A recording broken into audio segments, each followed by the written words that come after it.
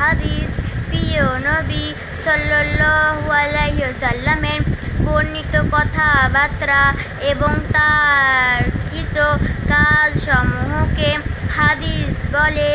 হাদিস মুখস্থ করাকে হিফজে হাদিস বলে।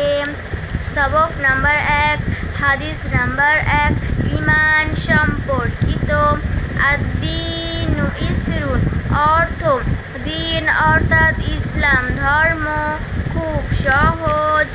আসমায়ে হুসনা মহান আল্লাহর নাম সমূহকে আসমায়ে হুসনা বলে।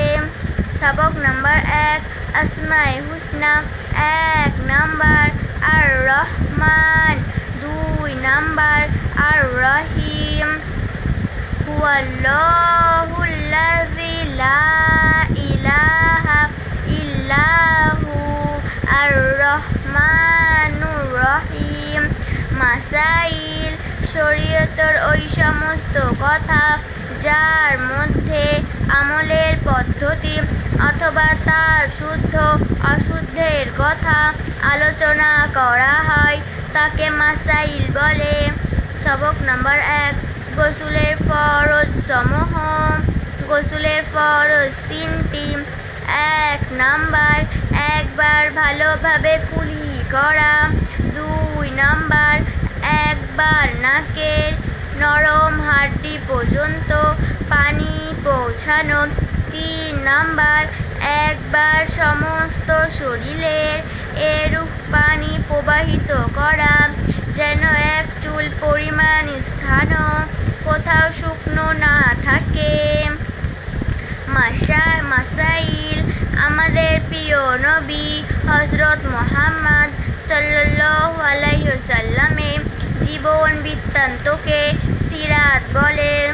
নবী সবক নাম্বার 1 নবী কে হন? নবী আল্লাহ তাআলার নির্বাচিত সৎ বান্দা হন যিনি আল্লাহ তাআলার আদেশ বান্দাদের নিকট পৌঁছিয়ে দেন। আমাদের নবী সাল্লাল্লাহু আলাইহি ওয়াসাল্লামের নাম কি? আমাদের নবী সাল্লাল্লাহু আলাইহি ওয়াসাল্লামের নাম হযরত মুহাম্মদ সাল্লাল্লাহু আলাইহি ওয়াসাল্লাম। আমাদের প্রিয় নবী সাল্লাল্লাহু আলাইহি ওয়াসাল্লাম কোথায় জন্মগ্রহণ করেছিলেন? আমাদের প্রিয় নবী সাল্লাল্লাহু আলাইহি ওয়াসাল্লাম মক্কা নগরীতে জন্মগ্রহণ করেছিলেন। আমাদের নবী সাল্লাল্লাহু আলাইহি ওয়াসাল্লাম কখন জন্মগ্রহণ করেছিলেন? আমাদের নবী সাল্লাল্লাহু আলাইহি ওয়াসাল্লাম রবিউল আউয়াল মাসে সোমবারে জন্মগ্রহণ করেছিলেন। নৈতিক শিক্ষা। নবী সাল্লাল্লাহু আলাইহি ওয়াসাল্লামের জীবন গঠন তথা আদর্শ জীবন লাভের জন্য যেসব অমর বাণী শিক্ষা দিয়েছেন তাকে নৈতিক শিক্ষা বলা হয়। সবক নাম্বার 1 নাম্বার ভালো কাজে তোমরা একে অপরের চেয়ে অগ্রগামী হওয়ার চেষ্টা করো। 2 নাম্বার দ্বীনে ইলম শিক্ষা করা প্রত্যেক মুসলমানের ওপর ফরজ।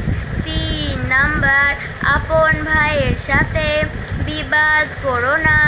4 নাম্বার পিতা মাতার সাথে সদাচরণ করো।